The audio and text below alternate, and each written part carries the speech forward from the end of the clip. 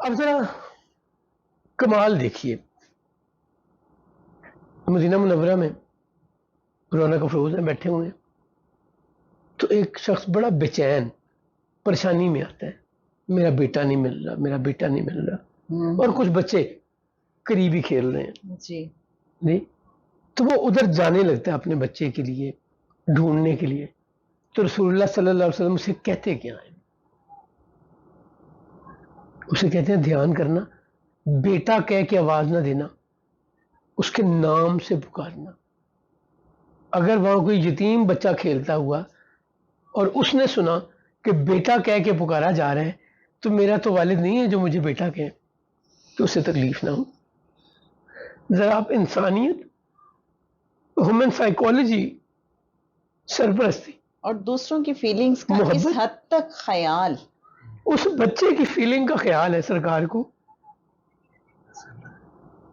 کہ اس کو یہ محرومی نہ ملے کہ اس بچے کے تو والد ہیں جو اسے بیٹا کر کے بلاتے ہیں، میرے والد نہیں ہے، اس کا دل نہ دکھے۔ خود یہ ساری تکلیف اٹھائی ہوئی ہے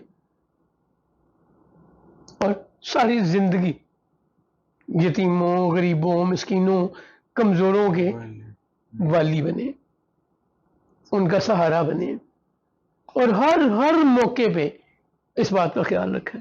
جیسے میں ایک نان مسلم کا پڑھ رہی تھی کہ وہ اپنا ریزن بتا رہے تھے مسلمان ہونے کا، تو انہوں نے کہا جب میں نے یہ واقعہ پڑھا تو میرے دل میں آپ صلی اللہ علیہ وآلہ وسلم کے لیے اتنی زیادہ محبت پیدا ہوئی کہ یہ کتنے بڑے پیغمبر اور نبی ہیں کہ جو اتنا زیادہ دوسروں کی فیلنگز کا خیال رکھنے والے ہیں۔ تو کہتے ہیں میں اتنا انسپائر ہوا کہ میں اس واقعے کو پڑھنے کے بعد مسلمان ہوں۔ آپ ذرا دیکھیں نا، ایک مملکت کے سربراہ ہے، ایک ریاست حکومت کے سربراہ ہے، کتنے ایشوز ہوں گے،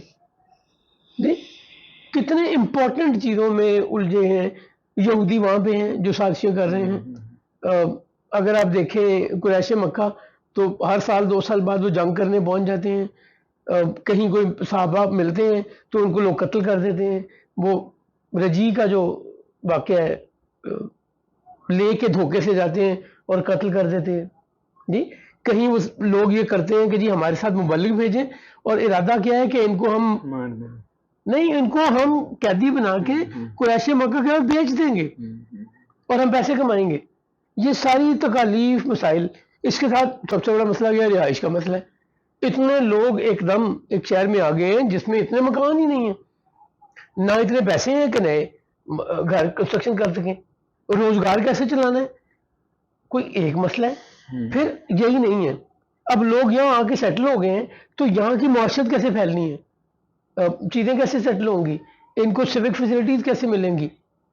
ایران کی ایک طاقت ہے، شام کی ایک طاقت ہے، یہ 2 بڑی طاقتیں ہیں، وہ بھی اپنا اثر و رسوخ دکھا رہی ہیں، اپنی طاقت دکھانا چاہتی ہیں۔ ادھر سے کفار مکہ کا بھی تھریٹ ہے، خیبر میں یہودی بیٹھے ہیں جو ہر وقت مدینہ منورہ کے اندر بیٹھے ہوئے یہودی سازشیں کر رہے ہیں۔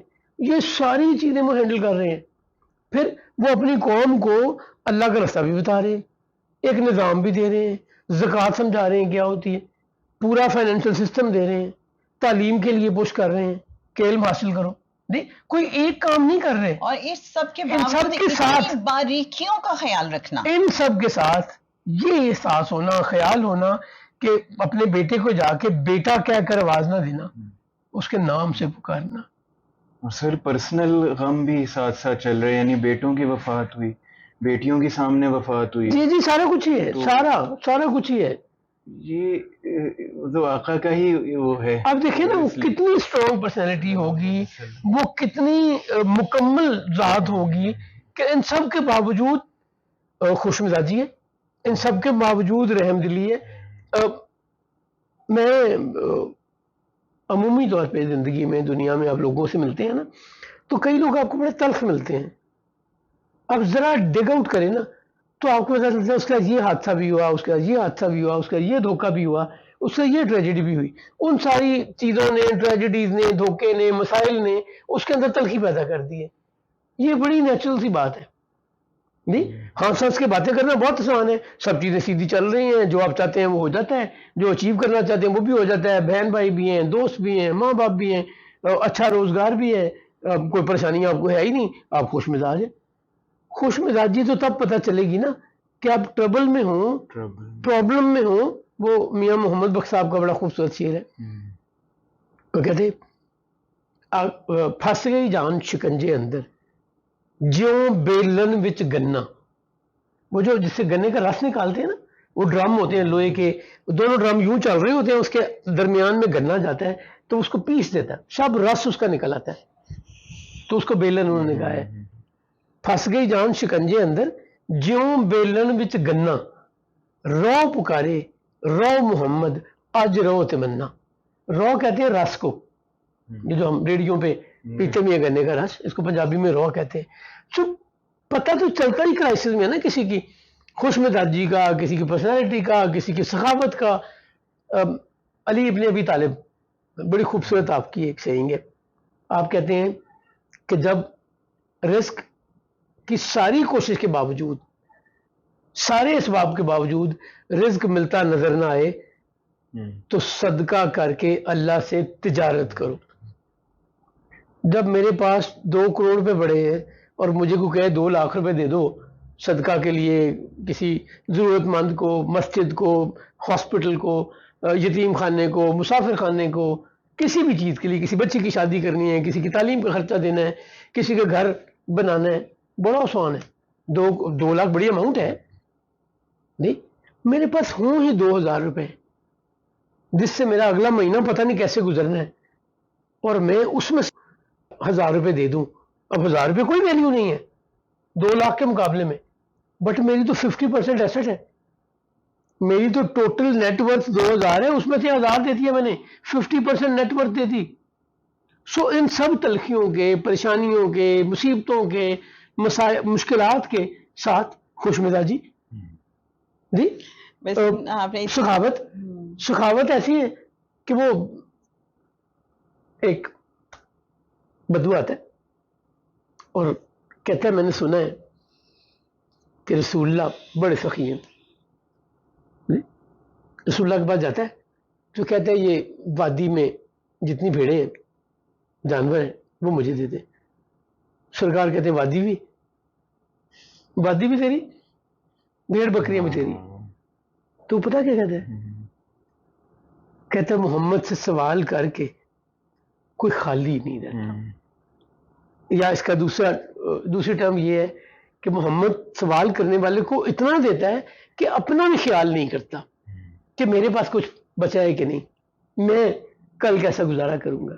وہ ایک اور مجھے نعت کا شعر یاد آ گیا، مجھے بھی یاد آ رہا ہے، ہم کو اپنی طلب سے سوا چاہیے، آپ جیسے ہیں ویسی عطا چاہیے. بے شک. وہ کہتے ہیں نا سخاوت کے لیے مال اس باب کی بات نہیں ہے، وہ سخاوت دل میں ہوتی ہے. جی آپ مکمل کیجیے. اور ایک وہ بھی تو بڑا پیارا ہے کہ واہ کیا جود و کرم ہے شاہ بطحاں تیرا، نہیں سنتا ہی نہیں مانگنے والا تیرا. مجھے جو یاد آیا تھا نا وہ اس سے مختلف ہے. دیکھا جو ان کو بانٹتے، یہ میں اس حدیث شریف سے ڈیرائیو کرتا ہوں جی. جو کہا نا اس نے کہ محمد سے سوال کرنے والے کو محمد اتنا عطا کرتے ہیں کہ اپنی غربت کا خیال بھی نہیں کرتے جی، اتنا لٹاتے ہیں. اور مجھے پھر ہاں جی سنائیے. دیکھا جو ان کو بانٹتے جی میں نے بھی بڑھ کے شوق سے، دیکھا جو ان کو بانٹتے میں نے بھی بڑھ کے شوق سے، دستے طلب بڑھا دیا دستے عطا کے سامنے. وہ عطا کر رہے ہیں تو میں لینے والوں میں ہوں جی. جب دیکھا کہ دینے والا کوئی کمی نہیں چھوڑتا جی. کیا بات ہے، اعلیٰ حضرت کا شعر مجھے یاد آ گیا کہ آتا ہے فقیروں پہ انہیں پیار کچھ ایسا، خود بھیک دیں اور خود کہیں منگتے کا بھلا. سو اس ساری ذمہ داریوں، ان ساری مشکلوں مسائل میں اتنی باریک بینی، اتنا خیال، اتنی. ایک اور واقعہ نا، عید کی نماز پڑھنے جا رہے ہیں سرکار ختمی مرتبہ، تو ایک بچہ بیٹھا رو رہا ہے. اور رو کیوں رہا ہے؟ وہ اس کا کوئی پالتو پرندہ تھا، طوطا ہوگا، چڑیا ہوگی، کچھ اور ہوگی، وہ مر گئی جی. وہاں بیٹھ جاتے ہیں اس کی دل جوئی کرنے، اس سے باتیں کرتے ہیں، اس کا دل بہلاتے ہیں جی. ذرا کائنات کے سردار کو ذہن میں لائیے جی، جی جن کے ایک اشارے ابرو پہ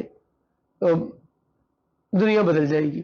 آپ نے دلجوئی کی جو بات کی، مجھے ایک اور واقعہ یاد آتا ہے. عید پہ وہ جو ایک یتیم بچہ رو رہا تھا، تو آپ صلی اللہ علیہ وآلہ وسلم سے پوچھتے ہیں، تو اس نے کہا کہ اگر میرے والد ہوتے تو مجھے بھی نئے کپڑے لے کے دیتے. تو آپ صلی اللہ علیہ وآلہ وسلم حضرت امام حسن یا حسین میں سے کسی کا ڈریس اسے پہناتے ہیں، اور پھر جب جانے لگتے ہیں عید کا نماز پڑھنے کے لیے، تو وہ کہتا ہے کہ میرے والد ہوتے تو وہ تو مجھے کندھوں پہ بٹھا کے لے کے جاتے، اور آپ صلی اللہ علیہ وآلہ وسلم اسے اپنے مبارک کندھوں پہ بٹھاتے ہیں اور لے کے جاتے ہیں. تو اس حد تک میں کبھی اس پہ سوچتی ہوں، غور کرتی ہوں کہ عام انسان تو اس حد تک سوچتا ہی نہیں ڈیپلی، اور سوچ بھی لے تو اس پہ عمل نہیں کرتا. دیکھیں جی، میں سے باہر نہیں نکلتا. اعجاز احمد تو میں سے باہر نہیں نکلتا جی. میرے کپڑے خراب ہو جائیں گے، میں اس کا ذمہ دار ہوں، میں اسے اٹھاؤں. لوگ کیا کہیں گے، یہ کس کو بٹھایا ہوا ہے، میرا سٹیٹس کیا ہے، اس بچے کا سٹیٹس کیا ہے جی. مجھے نا اگین ختمی مرتبت کی ذات اور زندگی میں آپ کو اتنا کچھ ملتا ہے، یقیناً اور صرف عطا ملتی ہے، سخاوت ملتی بے ہے، شک انسان کا احترام ملتا ہے، چھوٹے سے چھوٹے. اور دوسروں کے جذبات کا اتنا احساس کہ انسان سوچ بھی نہیں سکتا. درست. تو وہ واپس ہم آ جائیں. سر میں اس میں ایک عرض کرنا چاہ رہا تھا کہ یہ سب اس وجہ سے مجھے فیل ہوتا ہے کہ آپ صلی اللہ علیہ وسلم تقرب الہی کے معراج پر تھے، بے شک ایسے. اور ایک تو رحمت للعالمین، اور دوسرا ہے کہ جیسے واصف صاحب نے کہا نا کہ ان کو آپ صلی اللہ علیہ وسلم کو یتیمی اور غریبی سے گزرنا پڑا، کپڑوں مبارک پر پیبند لگے اور اللہ آپ کے ساتھ ہے. یعنی تقرب الہی کے معراج پر ہیں تو وہ پھر مخلوق کے ساتھ بھی اتنے ہی رحم دل ہیں. بے شک درست ہے. جی بے شک ایسے.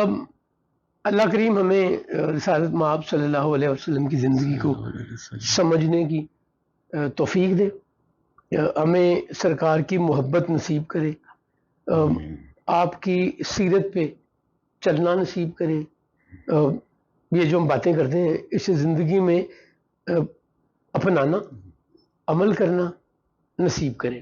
آمین. آج کے اور لیے میرا دل چاہ رہا ہے اس سے پہلے کہ ہم اس کو کلوز کریں، آپ نے حضرت ابی طالب کی جو بات کی کہ جب تنگی غربت بہت زیادہ بڑھ جائے تو صدقہ دے کے اس کو دور کریں، تو علی ابن ابی علی طالب. بن ابی طالب. حضرت علی علی ابن ابن ابی ابی طالب نے. جی، اور بہت ہی پیاری بات، اس سے مجھے سید سرفراز احمد شاہ صاحب کی بات یاد آئی کہ کسی نے ان سے یہ کہا کہ بہت زیادہ حالات تنگ ہیں اور کوئی سبب نہیں بن پا رہا باوجود کوشش کے، تو انہوں نے کہا بھوکے کو کھانا کھلائیں. انہوں نے کہا ہمیں تو اپنے لیے کھانے کو کچھ نہیں ملتا، تو بھوکے کو کیسے کھانا کھلائیں. تو انہوں نے یہ فارمولہ بتایا کہ جب بھی آپ کو لگے کہ رزق کی کہیں کمی آ رہی ہے تو دوسرے کو کھانا کھلانا شروع کر دیں، تو آپ کے لیے رزق کے دروازے کھل جائیں گے. ماشاءاللہ. جی اعجاز صاحب، پریویس ایپیسوڈز میں بات ہو رہی تھی کہ جب یثرب سے واپس آئے ہیں حضرت آمینہ ام ایمن اور آپ صلی اللہ علیہ وآلہ وسلم جب واپس آ رہے ہیں تو راستے میں حضرت آمینہ کا وصال ہو گیا ہے، اور اس کے بعد آپ صلی اللہ علیہ وآلہ وسلم ام ایمن کے ساتھ اب مکہ پہنچے ہیں. اب ظاہر بات ہے اس ٹائم پہ تو کوئی کمیونیکیشن کے ایسے ذرائع نہیں تھے، اور جو مکہ میں موجود پوری فیملی ہے وہ تو سب کا انتظار کر رہی تھی.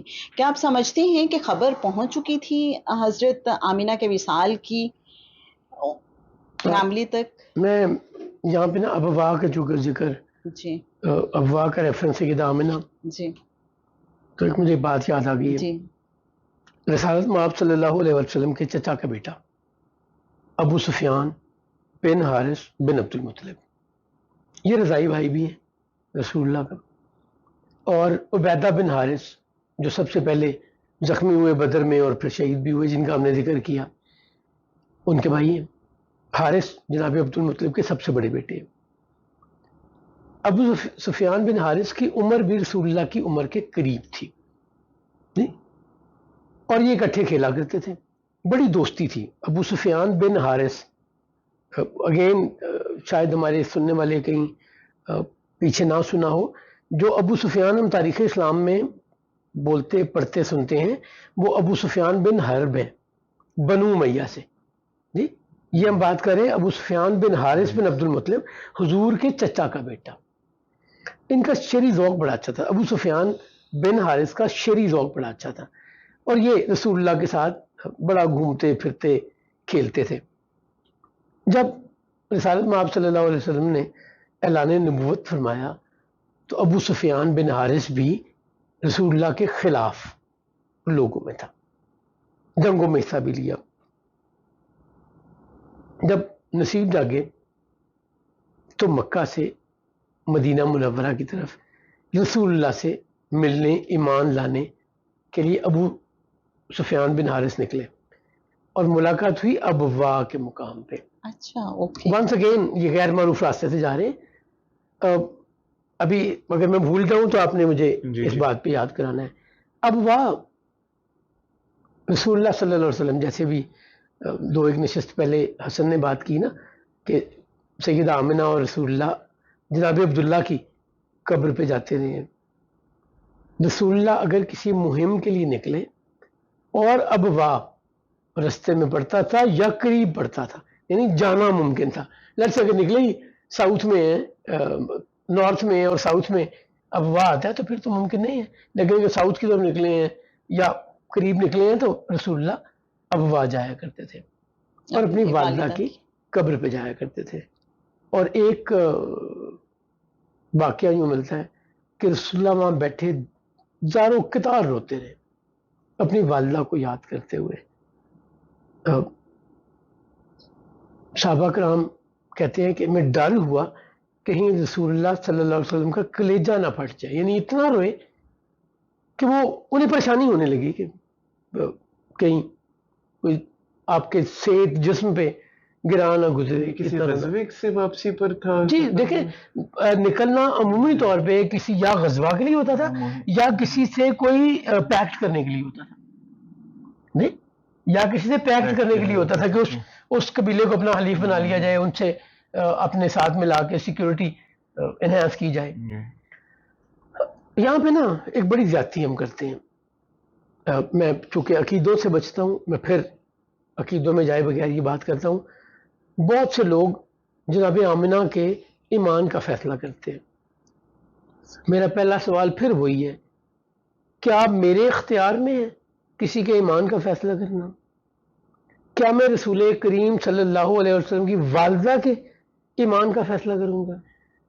یہ وہ ہستی ہے جنہیں جس دوران رسالت میں آپ صلی اللہ علیہ وسلم اپنی والدہ کے ولادت سے پہلے فرماتی ہیں کہ خواب میں مجھے بشارت دی جاتی ہے کہ آپ کے ہاں بیٹا پیدا ہوگا, اس کا نام احمد رکھنا اور وہ اس امت کا سردار ہوگا. جی پھر آپ فرماتی ہیں اس سارے عرصے میں مجھے جو تکلیف نارملی آیا کرتی ہے میں اس سے آسانی میں رہی. اس ستارے اتنے قریب آ گئے کہ میں ان کو چھو سکتی تھی.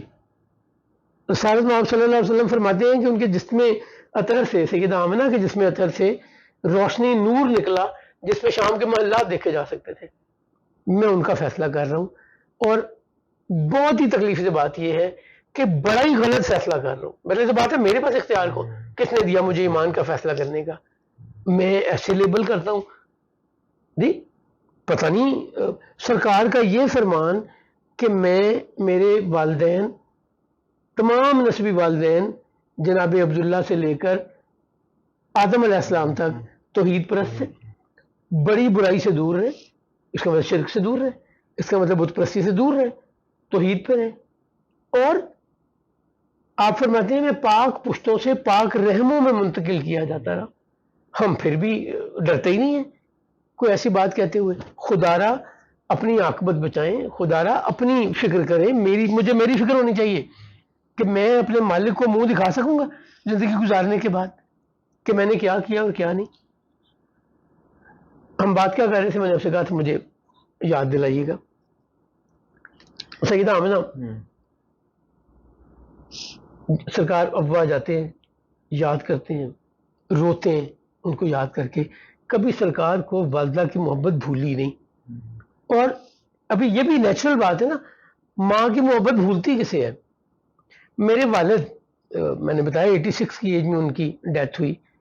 کوئی 84-85 جب تک ان کو ڈیمنشیا نہیں ہوا تھا نا, تو کسی تکلیف کے آنے پہ کہا کرتے تھے ہائے میری ماں, یعنی اس ایج میں بھی ان کو ریسکیو کیا نظر آتا ہے، جبکہ وہ he was great grandfather at that time, پر پوتے پڑھنے واسطے ان کے تھے جی، لیڈ کرتے تھے، بڑی اسٹرانگ پرسنالٹی، بڑی تگڑی پرسنالٹی، بڑے ایکٹیو، اور تنگی مشکل پریشانی آنے پہ نام کس کا لیتے تھے؟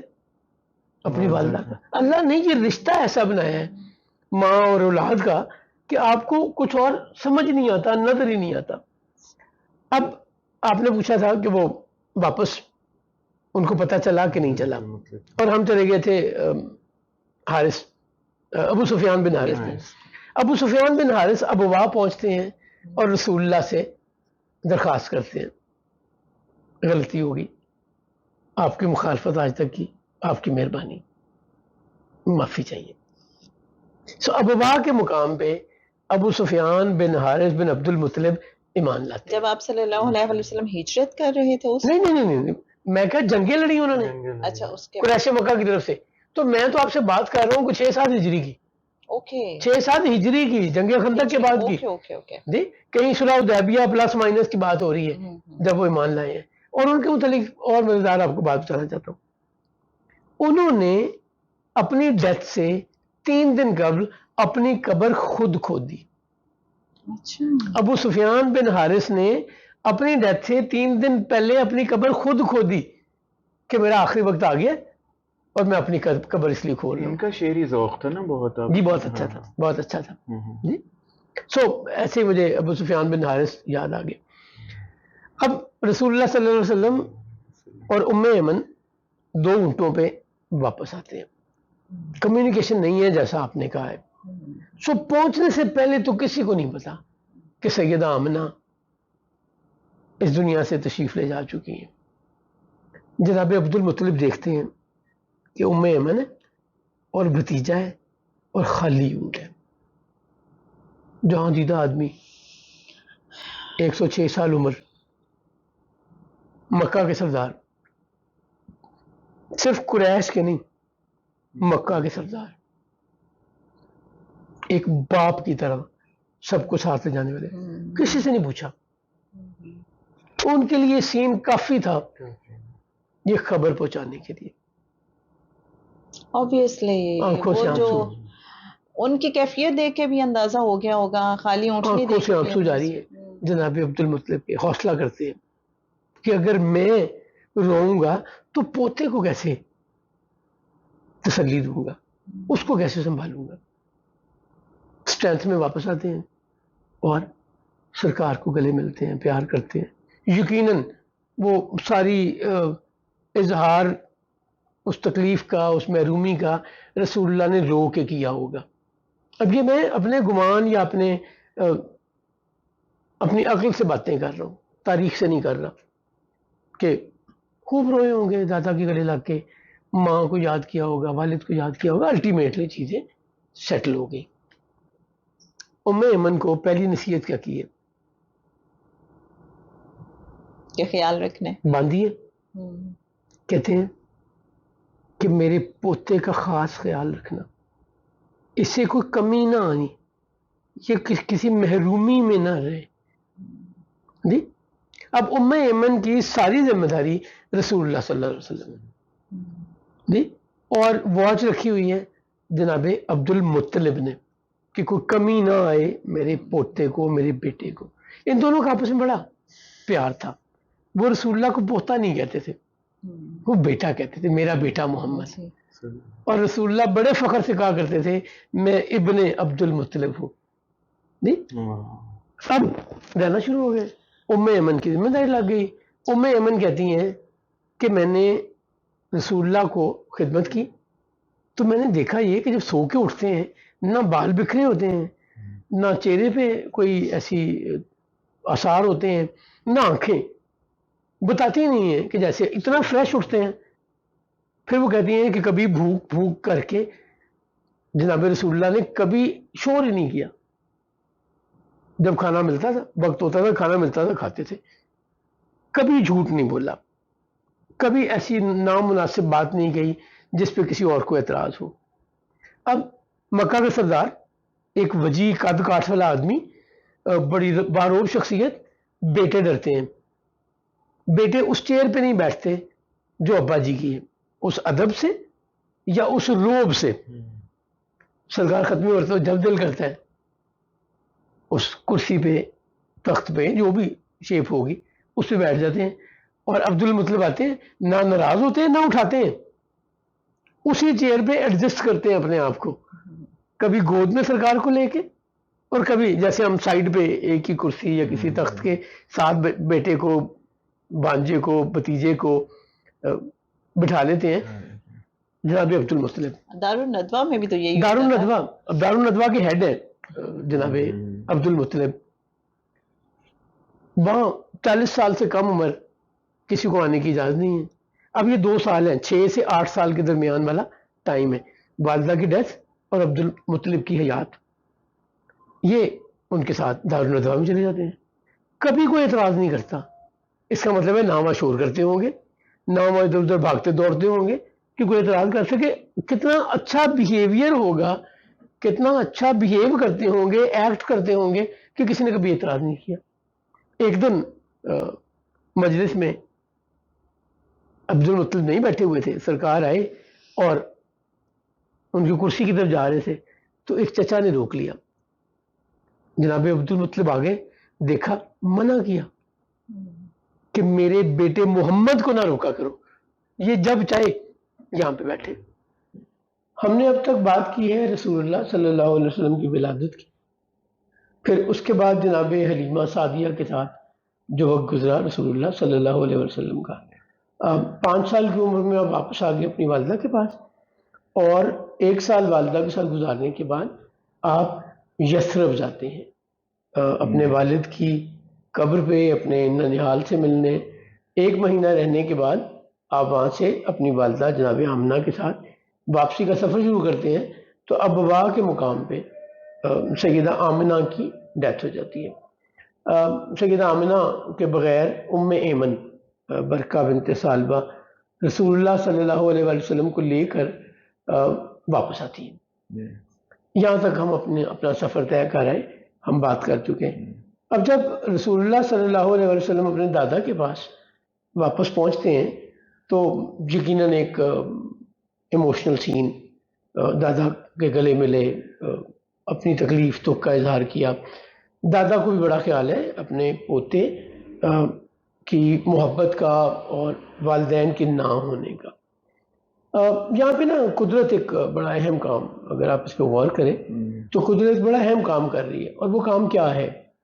وہ ہے جناب محمد رسول اللہ صلی اللہ علیہ وسلم کو, جو اس کائنات کے نبی ہیں, جو رحمت للعالمین ہیں, جو ہمیشہ ہمیشہ کے لیے جن کی نبوت قائم رہے گی, جنوں انسانوں, ہر وہ جہان جہاں اللہ کی ربوبیت ہے, ہر اس جہان کے لیے نبی کریم صلی اللہ علیہ وسلم جناب محمد بن عبداللہ کی رحمت اور نبوت ہے.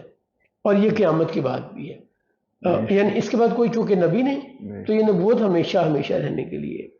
اب یہ اتنا بڑا رول ہے کائنات کے, کائنات کا لیڈر ہونا, کائنات کی سب سے افضل شخصیت ہونا, سب سے بڑی نبوت.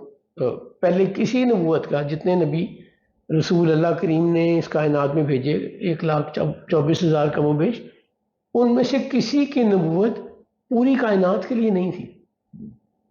یا یہ بات اصل بڑی غور کرنے والی ہے کہ جتنے انبیاء آئے ان کی نبوت پوری کائنات کے لیے نہیں تھی. ایک دوسرے, ان کی نبوت ہمیشہ کے لیے نہیں تھی. آدم علیہ السلام سے لے کے جناب ابو الانبیاء ابراہیم خلیل اللہ, جناب اسماعیل, جناب اسحاق, اور پھر تمام انبیاء اولو العزم, اور آخر میں آ جائیں آپ جناب موسیٰ علیہ السلام اور جناب عیسیٰ علیہ السلام. ان کی نبوت کا ایک وقت تھا, ایک دور تھا, ایک شروع اور آخر تھا. موسیٰ علیہ السلام کی نبوت کو 2500 سال تک رہی, یعنی نبی تو وہ آج بھی نبی ہی ہیں, لیکن ان کی شریعت آج باقی نہیں رہی, نئی شریعت آ گئی. اس کا عیسیٰ علیہ السلام آ گئے. جیسے ہی عیسیٰ علیہ السلام آئے تو موسیٰ علیہ السلام کی شریعت ختم ہو گئی, نبوت ختم ہو گئی.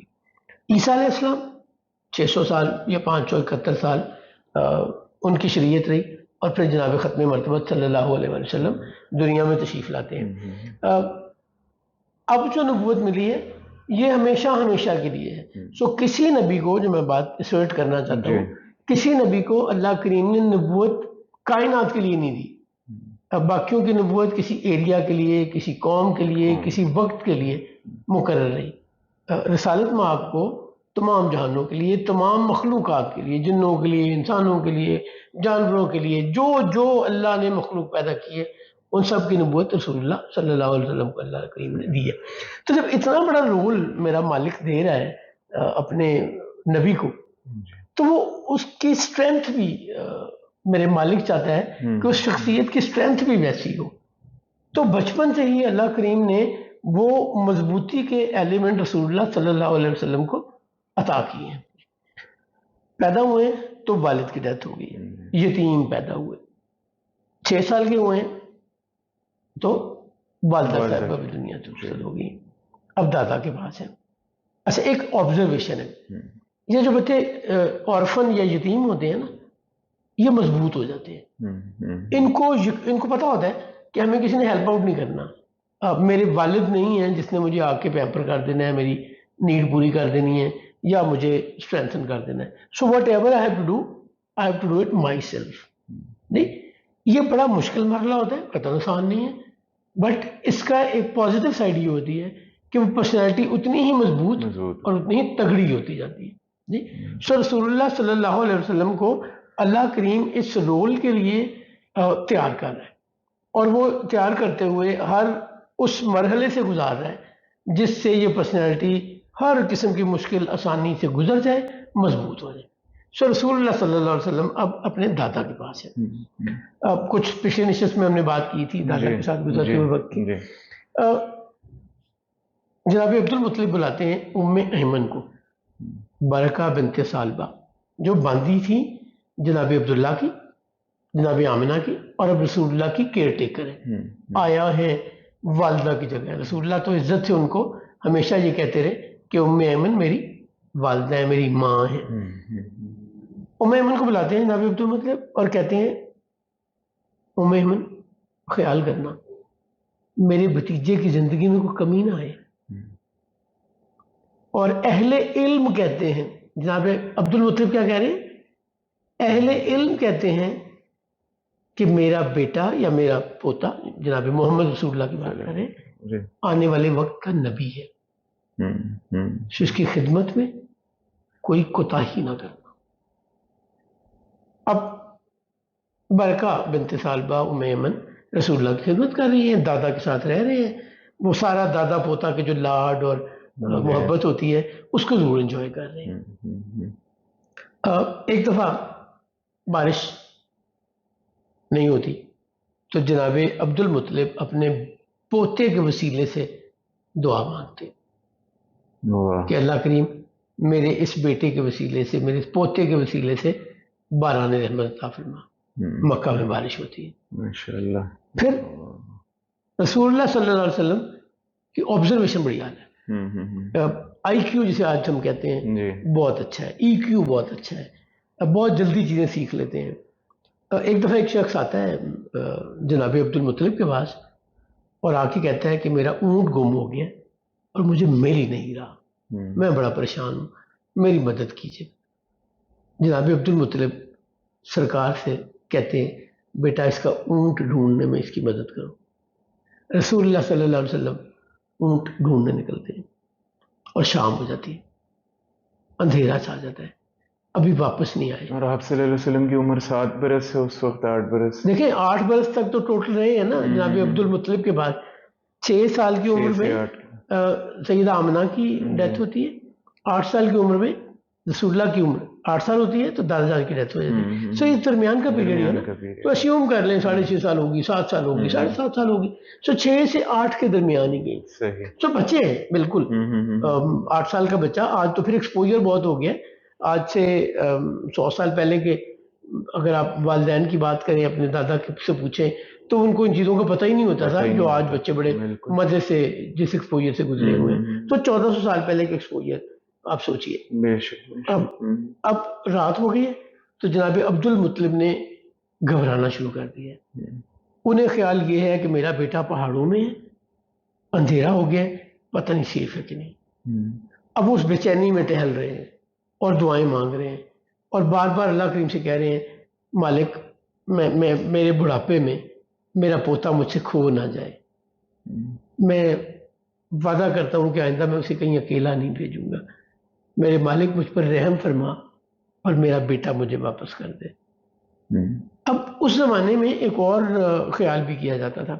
وہ کیا تھا کہ پہاڑوں میں کوئی ایول فورسز ہوتی ہیں، کوئی بلائیں ہوتی ہیں، کوئی تنگ کرنے والی چیزیں ہوتی ہیں. تو جناب عبد المطلب کو یہ بھی فکر ہے کہ وہ جو ایول اسپرٹس ہیں، ایول فورسز ہیں، وہ کہیں جناب رسول اللہ کو پریشان نہ کریں یا کوئی نقصان نہ یعنی سپر نیچرل جسے ہم کہتے ہیں کہ جی. دیکھیں اللہ کریم نے اس کائنات میں ہر چیز ایک پیر میں پیدا کی ہے، ایک پیر میں پیدا کی ہے، اکیلے کوئی چیز نہیں ہے. ٹھیک ہے، اسے کپل کہیں یا پیر کہیں. یہ ڈول سپورٹ سسٹم ہے، یہ یونی پولر نہیں ہے، بائی پولر سسٹم ہے. اگر کوئی نیکی ہے تو اس کے ساتھ بدی بھی ہے جی، اگر کوئی پانی ہے تو پھر آگ بھی ہے. تو اللہ کریم نے یہ ساری چیزیں سے پیدا کی. جس طرح فرشتے موجود ہیں اس کائنات میں جو نیکی کا سمبل ہے، انویزیبل اینڈ نیکی کا سمبل، اسی طرح برائی بھی تو اللہ نے بھیجی. وہ جو ابلیس نے ڈے 1 پہ کہا تھا کہ میں تیرے بندوں کو بھٹکاؤں گا، اور اس نے مانگا کیا تھا اللہ کریم سے کہ جتنے تیرے بندے اتنے میرے ملٹیپل. جہاں جہاں تیرے بندوں کی ایکسیس وہاں وہاں میری ایکسیس. جتنی زندگی اس کائنات کی باقی ہے قیامت تک اتنی مجھے مہلت چاہیے، اور میں جو شکل صورت رنگ روپ دھارنا چاہوں مجھے اس کی کیپیبلٹی دی جائے. تو اللہ کریم نے کہا جاؤ تمہیں یہ سب کچھ دیا جی، اور تمہارے پاس قیامت تک کا وقت ہے، اور جو میرے بندے ہوں گے وہ تمہارے بہکاوے میں نہیں آئیں گے. ٹھیک. سو یہ ایول فورسز اینڈ نیکی کی فورسز تو ہمیشہ موجود ہے. تو جناب عبد المطلب کو فکر یہ ہے کہ کہیں میرے بھتیجے میرے پوتے کو کوئی نقصان نہ پہنچے.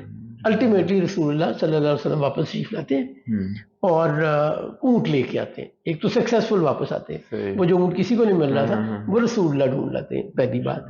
دوسری جناب عبد المطلب کیا کہتے ہیں، گلے لگاتے ہیں، چومتے ہیں جناب رسول اللہ کو، اور فکر سے کہتے ہیں کہ بیٹا آئندہ میں وعدہ کرتا ہوں تمہیں اکیلے کبھی نہیں کہیں بھیجوں گا، اور تم مجھ سے دور نہ رہا کرو. جب تم مجھ سے دور ہوتے ہو نا تو میری زندگی مجھے زندگی محسوس نہیں ہوتی. یہ یوں کہہ لیں محبت میں کہ جب محبوب، آپ تو فلسفے کے بڑے اچھے اسٹوڈنٹ ہیں، بڑا عبور رکھتے ہیں اس پہ، محبوب سامنے نہیں ہے تو زندگی نہیں ہے. اگر میرا محبوب نہیں ہے تو میری زندگی نہیں ہے. زندگی شمار ہی تب ہوتی ہے جب محبوب نظر میں ہے جی. وہ مجھ کو معلوم نہ تھی ہجر کی یہ رمز کہ تو، مجھ کو معلوم نہ تھی ہجر کی یہ رمز کہ تو، جب میرے پاس نہ ہوگا تو ہر سو ہوگا. یہ جو یہ پھر آپ خیالوں میں ہے نا، پھر آپ اسی طرف توجہ ہے آپ کی. اور وہ جو مس کرتے ہیں نا آپ کسی کی پرسنالٹی، کسی کا وجود، کسی کا موجود ہونا، جناب عبد المطلب نے بڑی شدت سے محسوس کیا، اور انہوں نے یہ وعدہ اور ارادہ کر لیا کہ آئندہ میں اپنے کم سن محمد کو، وہ لفظ استعمال کرتے ہیں، میں اپنے کم سن محمد کو آئندہ اکیلا کہیں نہیں جانے دوں گا. تو یہ وہ وقت ہے جو جناب عبد المطلب کے ساتھ رسول اللہ نے گزارا. جی جیسے میں یہ بات سوچ رہا تھا کہ آپ صلی اللہ علیہ وسلم کو اپنی والدہ کے ساتھ زیادہ وقت نہیں ملا گزارنے کے لیے، کیونکہ فراق میں رہے ہیں کافی. درست ہے. سب سے پہلی بات تو یہ ہے کہ جب رسول اللہ صلی اللہ علیہ وسلم کی عمر مبارک 8 دن تھی تو حلیمہ سعدیہ کے ساتھ چلے گئے رضاعت کے لیے. شہتا گاؤں کا نام تھا، بنو سعد بن بکر قبیلہ، حدیبیہ کے قریب یہ گاؤں ہے. 2-2.5 سال رضاعت کی مدت ہوتی تھی. اچھا یہ اس زمانے کا ٹریول آج کی طرح نہیں ہے، تو لوگ ٹولیوں میں، گروہ میں، کارواں کی صورت میں ایک جگہ سے دوسری جگہ جایا کرتے تھے. تو کوئی بچہ 2 سال کا ہوتا ہوگا، کوئی 2.25 سال کا ہوتا ہوگا، کوئی 2.5 سال کا ہوتا ہوگا جب واپس لے کے جاتے ہوں گے. اس دوران ہر 6 مہینے بعد والدین کی تسلی کے لیے یہ دائیاں بچوں کو ان کے والدین سے ملانے لے جاتی تھی. سو یوں سمجھ لیں کہ 2-2.5 سال میں 4-5 دفعہ رسول اللہ صلی اللہ علیہ وسلم پھر اپنی والدہ سے ملے ہوں گے. اچھا 2-2.5 سال جب رضاعت کی مدت ختم ہوتی ہے تو حلیمہ سعدیہ جاتی ہیں رسول اللہ کے والدہ کے پاس جناب آمنہ کے پاس کہ اب رضاعت مکمل ہو گئی، لیکن دل رسول اللہ کے ساتھ ان کا ایسا جڑا ہوا ہے کہ ان کا دل نہیں کر رہا کہ یہ چھوڑ کے جائیں. ان دنوں طاعون کی بیماری مکہ میں پھیلی ہوئی ہے، تو وہ ریکویسٹ کرتی ہیں اور ضد کر کے ایک دفعہ پھر رسول اللہ کو لے آتی ہیں. تو 4 سال 5 سال، کچھ تاریخ دان کہتے ہیں 2.5 سال. میری اپنی ریسرچ کے مطابق 5 سال رسول اللہ صلی اللہ علیہ وسلم رہے ہیں حلیمہ سعدیہ کے ساتھ. سو 5 سال پھر والدہ کے ساتھ نہیں رہے. 5 سال کے بعد رسول اللہ اپنی والدہ کے پاس مکہ آ گئے اور 1 سال گزارا ہے. 6 سال کی عمر میں یثرب چلے گئے ہیں، جس کا ذکر ہم کر چکے ہیں، جس سفر سے واپسی پہ جناب آمنہ اپنے رب کے حضور حاضر ہو جاتی ہیں، دنیا سے تشریف لے جاتی ہیں. ابھی جو ہم نے پچھلے نشست میں بات کی تھی نا کہ اللہ کریم اپنے محبوب کو، جنہوں نے کائنات کو لیڈ کرنا ہے، جن کی نبوت اس کائنات کے لیے ہے، ان کو اسٹرینتھ دینا چاہتا ہے. تو وہ جو ظاہری پیمپر کرنا، سہولت دینا، آسانی میں رکھنا، کمفرٹ میں رکھنا، وہ مالک نے شروع سے ہی. اور اس کے باوجود مجھے 1 سال گزارا نا نبی کریم صلی اللہ علیہ وسلم نے. سرکار اپنی والدہ کی محبت کو بڑا یاد کیا کرتے تھے.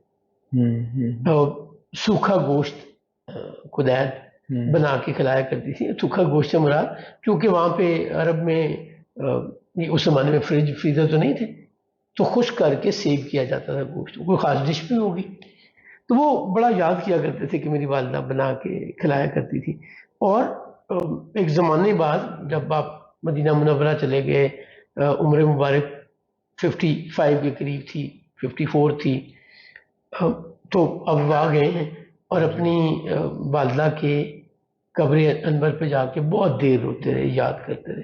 سو اللہ کریم نے بائی ڈیزائن، یہ میری جو مجھے سمجھ آتی ہے، یہ چیزیں بائی ڈیزائن ہوئی کہ رسول اللہ کو اسٹرینتھ فل بنانا ہے، مضبوط بنانا ہے. ایک دوسرے ان بچوں کے لیے جن کی والدین کی ڈیتھ ہو جاتی ہے، ان کے لیے ماڈل بھی سرکار نے آپ اللہ کریم نے دکھایا یہ ہے کہ ایک یتیم پرور ہو سکتا ہے. ایک بچہ جس کی والدہ بہت جلد عمر میں چلی گئی، وہ بہت کائنڈ ہو سکتا ہے، وہ بڑا مہربان شفیق ہو سکتا ہے، محبت بھرا ہو سکتا ہے. یہ اللہ کریم نے یہ چیزیں دکھائی ہیں. ہم پچھلے نشست میں جہاں ہم نے بات ختم کی تھی، جناب عبد المطلب پریشان رہے رسول اللہ کے آنے پہ. انہوں نے یہ وعدہ بھی کیا کہ میں آئندہ آپ کہیں اکیلا نہیں بھیجوں گا، اپنی نظروں سے دور نہیں کروں گا. تو مجھے اس پہ ایک شعر یاد آ رہا تھا، کچھ دیر میری آنکھ سے اوجھل رہے ہو تم، میرے سامنے نہیں رہے. کچھ دیر میری آنکھ سے اوجھل رہے ہو تم، وہ وقت میری عمر میں شامل نہیں رہا. یعنی جب تم سامنے نہیں تھے تو زندگی میرے لیے وجود ہی نہیں تھی. اب عرب میں نا قیافہ شناس آتے ہیں، اور یہ اس وقت کا فن ہے، اس وقت کا بڑا علم ہے. وہ قیافہ شناس اندازے لگا کے مختلف بنیادوں پہ بتاتے ہیں کہ یہ جو بچہ ہمارے سامنے ہے یہ مستقبل میں کیا ہوگا، کتنی عزت کمائے گا، کتنا ہنر ہوگا، اس کے پاس علم ہوگا، شاعر ہوگا، نہیں ہوگا. بنی مدلج قبیلے کے لوگ آئے، رسول اللہ کو دیکھا تو جناب عبد المطلب سے کیا کہتے ہیں. بنی مدلج بڑا نامور قبیلہ ہے قیافہ شناسی میں اس زمانے میں. صحیح. اب یوں سمجھ لیں کہ اپنے ٹریڈ کے the best people in prophecies. تو وہ جناب عبد المطلب سے کہتے ہیں کہ تمہارا پوتا بہت عزت والا، علم والا، رتبے والا ہوگا، اس کا خاص خیال رکھنا اور اسے دشمنوں سے بچا کے رکھنا. اب یہ دیکھیں وہ ساری چیزیں کیا ہو رہی ہیں. سرکار پیدا ہوتے ہیں تو سیدہ آمنہ جو واقعات بتاتی ہیں، ایران کے فارس قدہ میں 1000 سے جلتی ہوئی آگ بجھ جاتی ہے. کسریٰ بادشاہ کے محل کی 14 برجیاں مینارٹس گر جاتی ہیں. بحیرہ ساوا یا بحیرہ سادہ رے کے علاقے میں ہے، خشک ہو جاتا ہے. صحیح. یوسف یہودی جو مکہ میں موجود ہے وہ کہتا ہے آج وہ ستارہ طلوع ہو گیا جس کے متعلق موسیٰ علیہ السلام نے بتایا تھا. عیس یا عیساؤ یہودی کہتا ہے کہ وہ بیٹا پیدا ہو گیا جو آخری نبی ہے، اور جناب عبد المطلب سے کہتا ہے کہ اس بچے کو 3 دن بخار رہے گا. اس کی نشانی یہ ہے. یوسف جو مکہ میں رہنے والا تھا وہ رسالت میں آپ صلی اللہ علیہ وسلم کے کندھوں کے درمیان مہر نبوت دیکھتا ہے. سو یہ چیزیں تو بڑی اسٹیبلشڈ اور کلیئر ہو رہی ہیں، اب دن بدن مزید سے مزید گواہیاں آتی جا رہی ہیں. ٹھیک. پھر ایک قیافہ شناسوں کا گروپ آتا ہے تو جو پاؤں کے نشان دیکھ کر پروفیسیز دیتا ہے. تو وہ کہتا ہے کہ بیت اللہ میں موجود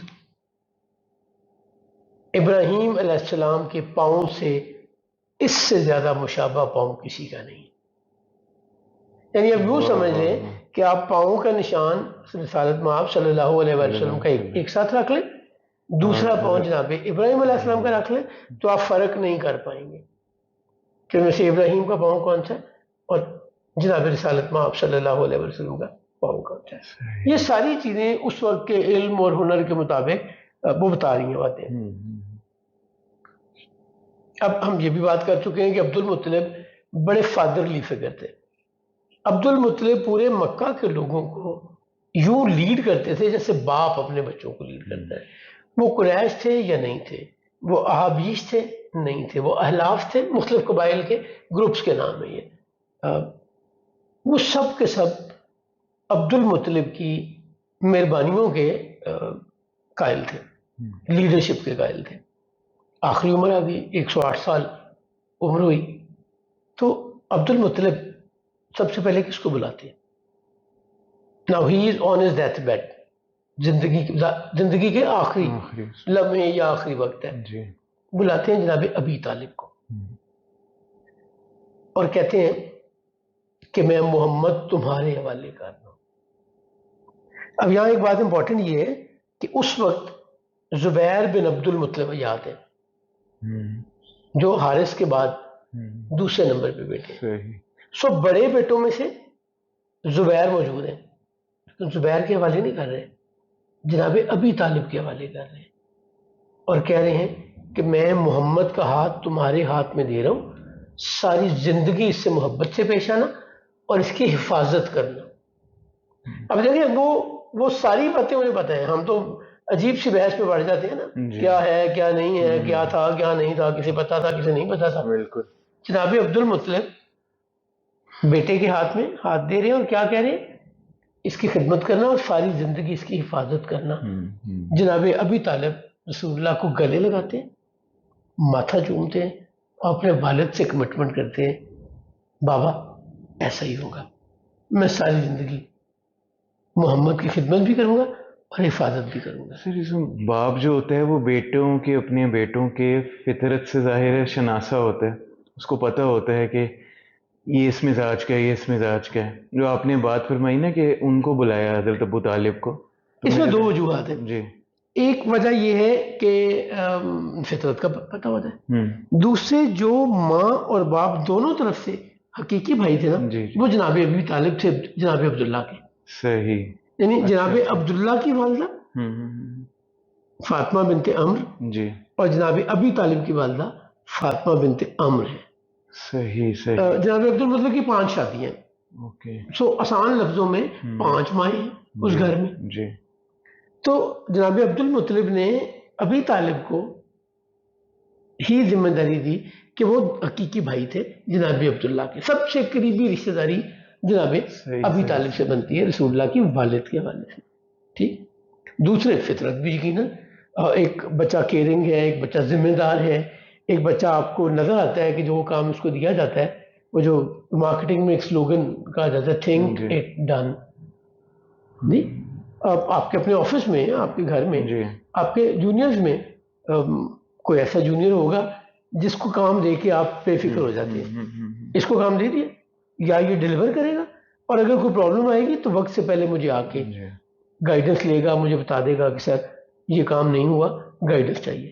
یہ نہیں ہوگا کہ 2 دن بعد آپ پوچھیں تو وہ کہ وہ تو میں کرنے لگا تھا تو سر وہ لائٹ چلی گئی, پھر میں نے نہیں کیا. سو آپ اس کو آئیڈینٹیفائی کیا ہوتا ہے آپ نے جی کہ میرے لیے پرائم جاب کا, کریٹیکل جاب کا, ہائی اسٹیک جاب کا ریسورس کون سا ہے, میں نے اس کو کام دینا ہے, تو پھر میری بالکل فکر ختم ہو جانی. تو یقیناً جناب عبد المطلب کے نزدیک جناب ابی طالب اس پوزیشن میں ہیں کہ وہ ان پہ پوری تسلی کر سکتے ہیں. والدہ والا پوائنٹ بھی بڑا اہم ہے سر, کہ ایک ہی والدہ دونوں کی. جی جی جی, لیکن حسن ہم بڑے سیرت پوائنٹ کے شروع سے جی یہ بات کہہ رہے ہیں کہ اللہ کریم نے یہ پوری چین, یہ پوری لائنیج چن کے بھیجی چن ہوئی کے ہے. بھی یہ کوئی حادثاتی معاملات نہیں ہوئے, بے شک. یہ کوئی اتفاقیہ معاملات نہیں ہیں کہ کسی نے ہنر ڈیولپ کر لیا اور نہیں. مالک نے by design, by choice, by purity of lineage, سرکار کا یہ فرمانا, نبی کریم صلی اللہ علیہ وسلم کا, جی. کہ میرے آباء و اجداد میں جناب عبداللہ سے لے کے آدم علیہ السلام تک تمام لوگ توحید کے قائل تھے. یہ فرمانا کہ میرے تمام نسبی والد اور والدائیں, مائیں اور باپ کسی بڑی برائی سے دور رہے. اس کے مطلب شرک سے دور رہے, بے شک. کسی اور بڑے گناہ سے دور رہے. تو یہ مالک نے چن کے پوری لائنیں رکھی ہوئی ہے نا, بے شک بے شک. ورنہ ممکن نہ ہوتا.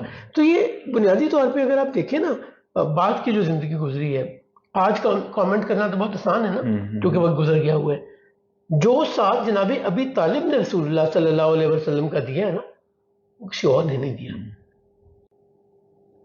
جو سر ایک واقعہ ہے جو میں سننے کو ملتا ہے, بچپن سے ہی سننے کو ملا, میں آپ کا اس پہ اوپینین چاہ رہا تھا, کمنٹ چاہ رہا تھا, کہ ابو لہب نے جو کنیز کو آزاد کیا تھا آپ صلی اللہ علیہ وسلم کی پیدائش پر, کہ اس طرح سے اشارہ کیا تھا کہ بھتیجے کی خوشی میں آزاد کرتا ہوں. تو اس سر ایک واقعہ ملتا ہے, مجھے صحیح سے یاد نہیں کون سی کتاب میں ہے, لیکن یہ مل رہا ہے کہ بعد کے زمانوں میں حضرت عباس بن عبد المطلب رضی اللہ تعالیٰ عنہ کو خواب میں ابو لہب نظر آیا اور بہت تکلیف میں تھا. تو حضرت عباس نے اس سے پوچھا کہ کن حالات میں ہو, تو اس نے کہا بہت تکلیف میں ہو, صبح شام عذاب دیا جاتا ہے. پیر کے روز جو آپ صلی اللہ علیہ وسلم کی ولادت ہوئی تھی, تو میں نے بھتیجے کی خوشی میں آزاد کیا تھا صوبیہ کو, تو مجھے ان 2 انگلیوں سے نا پانی پلایا جاتا ہے. تو میں چاہ رہا تھا کہ آپ اس پہ. اچھا, یہ بڑا ہی مشہور معروف واقعہ یا حوالہ ہے. یہ جناب عباس کی خواب کا واقعہ ہے. جی. اچھا, اب یہاں پہ وہ پھر عقیدوں کی بات آ جاتی ہے یا اپنی اپنی اپروچ کی بات آ جاتی ہے.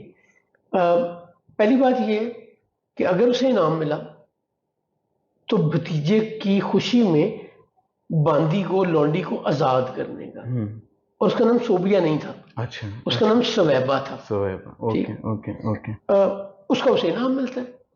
اب یہ روایت ہے جناب عباس کی جی, اور ان کی خواب کا معاملہ ہے. میں اس سے زیادہ کامنٹ نہیں کرنا چاہتا اس پہ.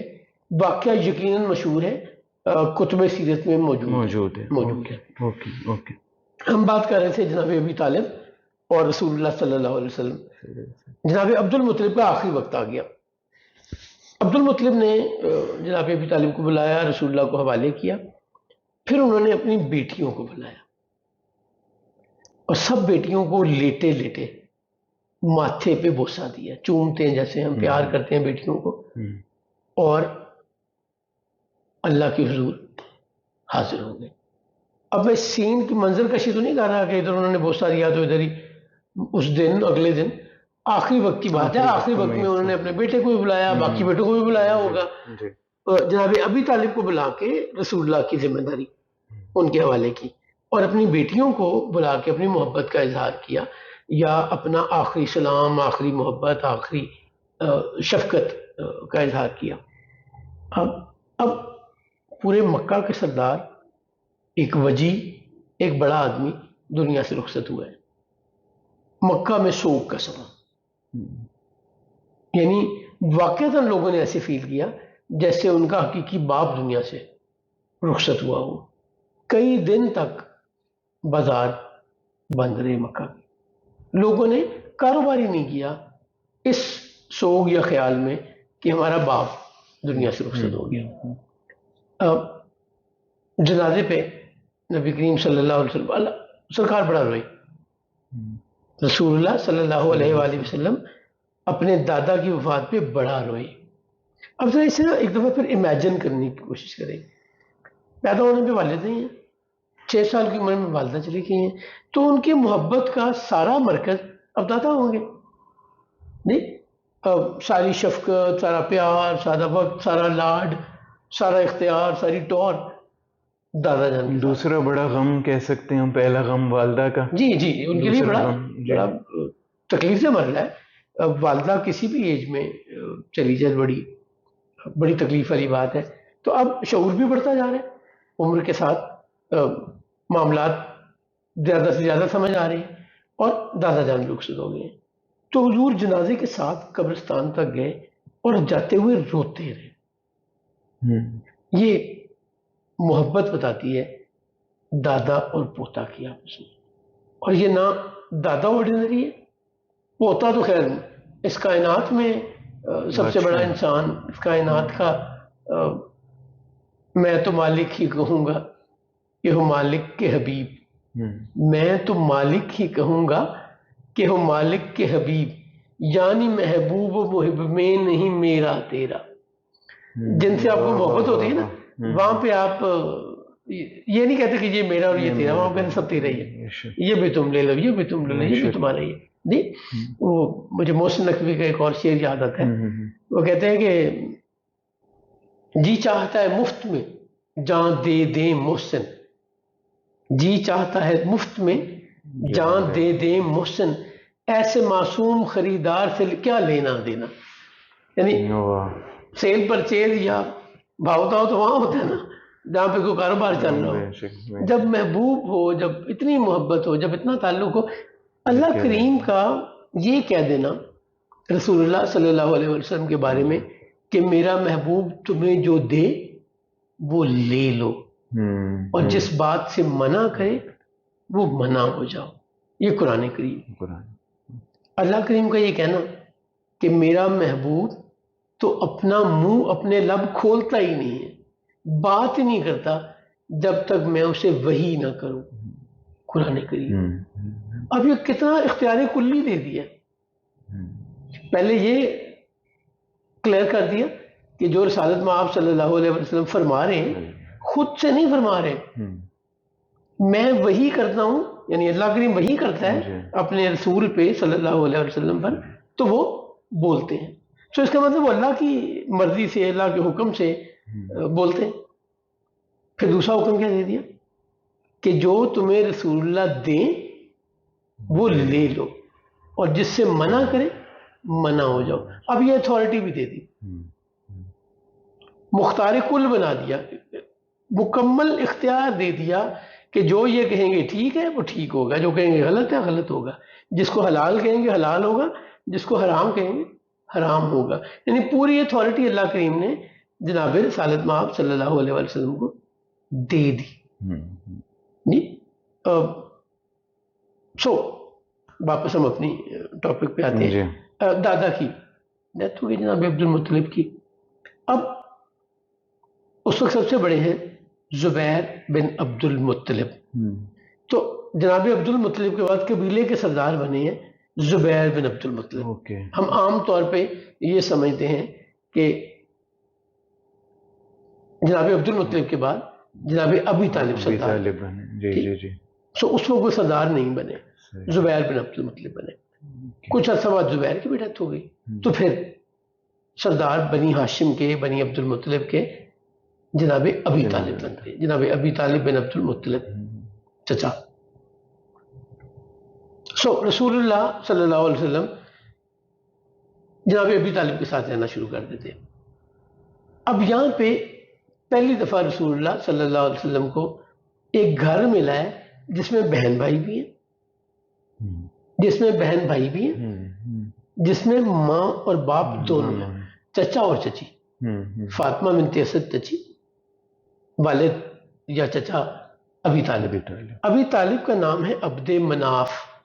ابی طالب تو کنیت ہے نا، کنیت ہے بالکل. طالب کے والد، بڑے بیٹے کا نام طالب جی ہے. بالکل. کنیت کا عرب میں رواج کیا ہے یا تھا، آج بھی وہی ہے، سب سے بڑے بیٹے یا سب سے بڑی بیٹی کے نام سے کنیت ہوتی ہے. رسول اللہ صلی اللہ علیہ وسلم کا سب سے پہلے بیٹا پیدا ہوا قاسم، تو سرکار کی کنیت کیا ہے؟ ابو القاسم یا ابی القاسم. جی. تو جناب ابی طالب کے سب سے بڑے بیٹے کا نام کیا ہے؟ طالب. سو جب ان کا نام لکھا جائے گا تو طالب ابن ابی طالب لکھا جائے گا. یہ ایک اور یہاں پہ سیکھنے کی چیز ہے، تھوڑی ٹیکنیکل بات ہے. یہ بن عمومی طور پہ ہم کہتے ہیں محمد بن عبداللہ، جب میں نام لیتا ہوں تو میں کہتا ہوں محمد بن عبداللہ صلی اللہ علیہ وسلم. لیکن جب علی کا نام لیتا ہوں تو میں کہتا ہوں علی ابن ابی طالب. جب ابو بکر کا نام لیتا ہوں تو میں کہتا ہوں ابو بکر ابن ابو قحافہ. یہ بن اور ابن کیا ہے؟ اگر والد کا نام اپنا نام استعمال ہوگا تو بن لفظ استعمال ہوگا. صحیح. عمر بن خطاب، ٹھیک ہو گیا. خطاب کا بیٹا عمر. والد. ہاں جی. محمد بن عبداللہ صلی اللہ علیہ عبداللہ وسلم، والد صاحب. عبداللہ کا بیٹا محمد. ٹھیک. لیکن جب کنیت مشہور ہو جائے گی یا کنیت کے نام سے بلایا جائے گا تو لفظ ابن آئے گا. Okay okay. نہیں یعنی اگر ہم نام استعمال ہوگا بن، اور اگر میں حضور کی کنیت کی نسبت سے بلاؤں تو میں قاسم حضور کے صاحبزادے کا نام، عبداللہ حضور کے صاحبزادے کا نام، تو میں لوں گا قاسم ابن ابو القاسم. صحیح. عبداللہ ابن ابو القاسم. اور جب میں نام سے لوں گا تو کہوں گا عبداللہ بن محمد، قاسم بن محمد. سو جب کنیت سے بلایا جائے گا تو ابن لگے گا. پہلی بات. ٹھیک ہے. دوسری بات، اگر والدہ کے نام سے بلایا جائے گا تو ابن لگے گا. ٹھیک ہے جی. صحیح. وہ رئیس المنافقین مکہ میں جب گئے تو منافق تھے، ان منافقوں کے ہیڈ کا نام کیا تھا؟ عبداللہ بن ابی ابن سلول. سلول اس کے دادا کا نام نہیں ہے، سلول اس کی دادی کا نام ہے. صحیح. عبداللہ بن ابی، ابی والد ہے جی. اب والد کے آگے ریفرنس کیا چلتا ہے؟ والدہ. تو وہاں پہ ابن آئے گا. ٹھیک ٹھیک ٹھیک ٹھیک. جو معاذ اور معوذ دو جنگ صاحب بدر میں، ہاں جی ہاں، وہ بھی اپنی والدہ کے نام سے پہچانے جاتے ہیں. تو ان کا نام لکھا جاتا ہے معاذ ابن افرا. افرا والدہ کا نام تھا. ابن لگنے کا مطلب یہ ہے کہ نام اوپر یا کنیت ہے یا ماں کا نام ہے. اور تیسرے بھی ایک چیز ہے، اگر دادا کے نام سے کوئی مشہور ہوگا تو تب بھی ابن لگے گا. صحیح. سو اگر ہم کہیں گے جناب عبد المطلب کے حوالے سے حضور کا نام لیں گے تو ہم کہیں گے محمد ابن عبد المطلب. وہ ابن بتائے گا کہ اوپر نام یا کنیت ہے یا والدہ کا نام ہے یا دادا کا نام. بن جو ہے وہ صرف والد کے لیے بن ہے، باقی والدہ میں دادا میں ابن اور کنیت میں بھی ابن لگتا ہے. صحیح. دوسری بات ہے جب ہم بنو یا بنی کہتے ہیں، بنی مدلج ہم نے پچھلے نشست میں بات کیا. بنی ہاشم بڑا کامنلی ہم کہتے ہیں، بنی قریش یا بنو قریش بڑا کامنلی استعمال کرتے ہیں. بنو امیہ لفظ استعمال ہوتا ہے. نہیں، بنو کا مطلب ہے بیٹے، اولاد. بنو اور بنی دونوں لفظ کا ایک ہی مطلب ہے.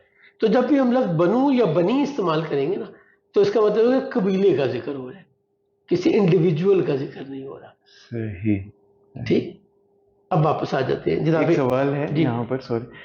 اب مختلف قبائل کے سردار تھے نا، جیسے بنو ہاشم کے تھے حضرت عبد المطلب، جناب عبد المطلب. تو پورے مکہ کا بھی سارے قبائل کا بھی کوئی سردار تھا اس طرح سے؟ یا اس وقت میں جو سسٹم تھا نا، 10 بڑے قبیلے قریش کے مل کے دار الندوہ چلاتے تھے.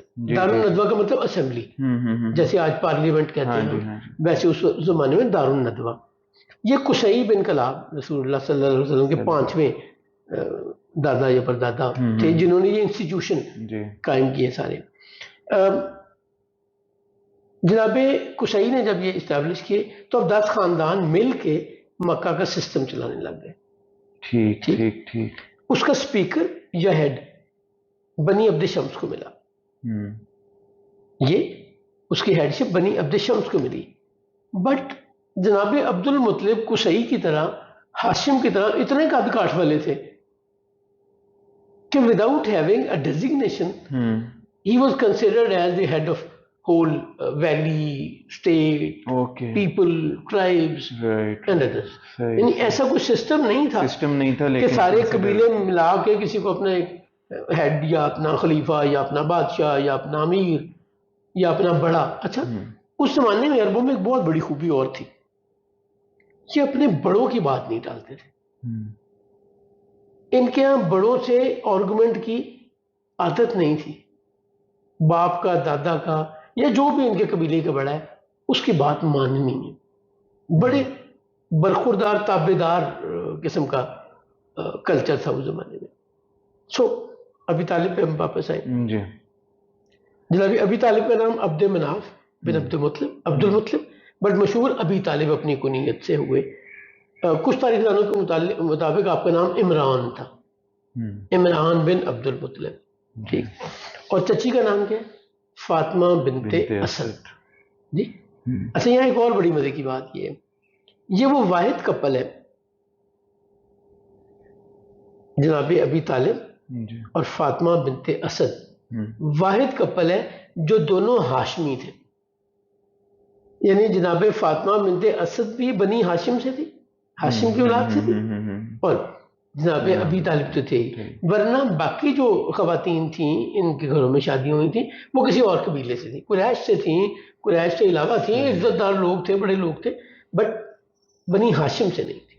बनी हाशिम से फातिमा बिनते असद चची हुजूर की. अब आज के लिए फिर हमें यही क्लोज करना पड़ेगा.